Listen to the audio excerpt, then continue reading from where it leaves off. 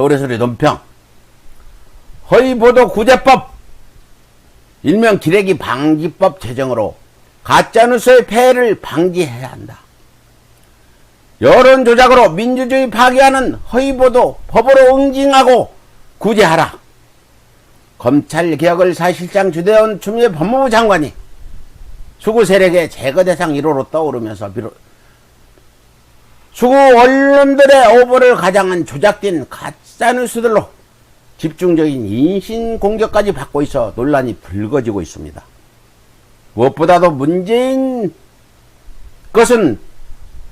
무엇보다도 문제인 것은 국민의 눈과 귀를 사로잡을 수밖에 없는 선정적이고 자극적인 허위날조 보도가 일단 한번 국민들의 뇌리에 깊게 자리잡게 되면 당사자가 제 아무리 명확한 증거를 내놓으며 해명을 한다 해도 이미 실추된 이미지는 쉽게 되돌릴 수 없을 뿐더러 이로 인해 여론까지 조작될 수밖에 없기에 대한민국의 민주주의마저 위협을 받을 수 없다는 것입니다.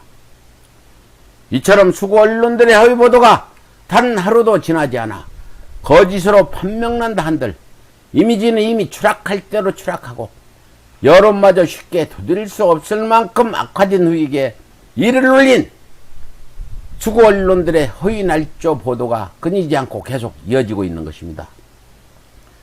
결국 이러한 수구 언론들의 허위날조 보도로 인한 여론 악화로 말미암아 고 노무현 대통령이 죽음으로 내몰릴 수밖에 없었으면 물론 검찰개혁을 설계했던 조국 전 장관 또한 피눈물을 머금고 중도 하차할 수밖에 없었던 것입니다. 게다가 고 노회찬 의원과 고 박원순 시장이 왜 사건이 불거지기도 전에 스스로 목숨을 끊어야만 했습니까? 바로 이와 같은 수구 언론들의 잔악하고 비열한 습성을 너무나도 잘 알고 있기에 죄없는 가족들까지 추잡한 진흙탕 싸움에 허덕이게 하느니 차라리 죽음을 선택했던 것이 아니었습니까?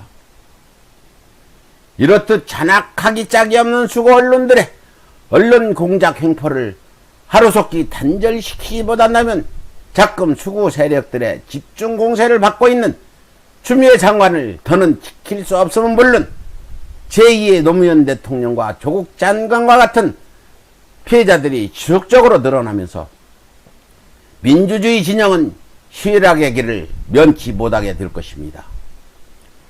따라서 국회는 수구 언론들의 허위 보도에 대한 강력한 구제 방안을 법으로 제정하여 신속히 피해자를 구제할 것입니다.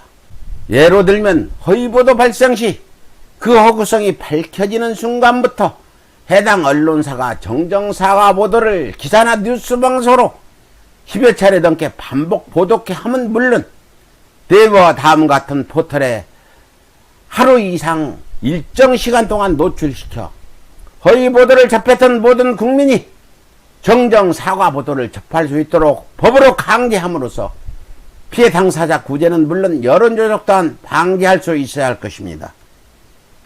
또한 허위 보도에 대한 사후 처벌 강화는 언론의 자유를 훼손한다는 강한 반발에 부딪혀 논란을 자초할 수 있을 뿐 아니라 사후 처방에 불과하기에 국민의 공감을 쉽게 얻을 수 있는 허위보도 구제 방안에 집중해야만 법 제정을 원만히 성사시킬 수 있을 것입니다.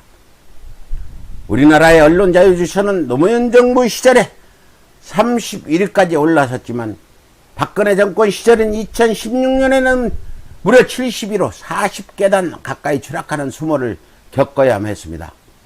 그러나 촛불혁명 이후 2020년 세계 언론자유지수는 42위로 사실상 아시아에서 유일하게 언론의 자유가 보장된 나라가 되었습니다. 그러나 2019년 세계 주요 38개국에서 진행한 언론 신뢰도 조사에서는 한국인들의 언론 신뢰도는 22%로 조사 국가 중 연이어 최하위로 평가되는 수모를 겪어야만 했습니다.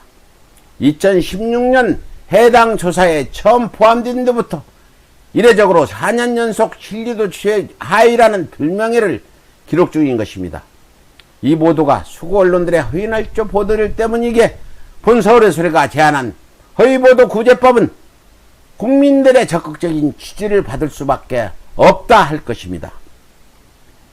이명박근혜 시절 언론의 자유를 통제당하며 대통령에게 이렇다 할 질문 하나 던지지 못하고 초등학생 마냥 받아쓰기만 하던 언론들에게 문재인 정부가 최대한 언론의 자유를 보장해 주었더니 은혜를 모르는 언론들은 그 소중한 자유를 감당하지 못하고 검찰 등 수구 적폐들과 한통속이 되어 가짜 뉴스까지 일삼으며 자유를 되찾은 문재인 정부를 부대뜯는 배은망덕한 범죄까지도 간악하게 저질러왔던 것입니다. 따라서 촛불혁명의 적폐청산 최후의 대결 상대는 바로 편파 왜곡 보도와 가짜뉴스로 여론을 조작해 정치 권력까지 왜곡시켜온 수고 언론들이 될 것이며, 바로 이 간악한 언론들을 허위보도 구제법으로 개혁해야만 비로소 진정한 국가개혁의 길로 들어설 수 있게 될 것입니다. 이상 서울의 소리 논평이었습니다.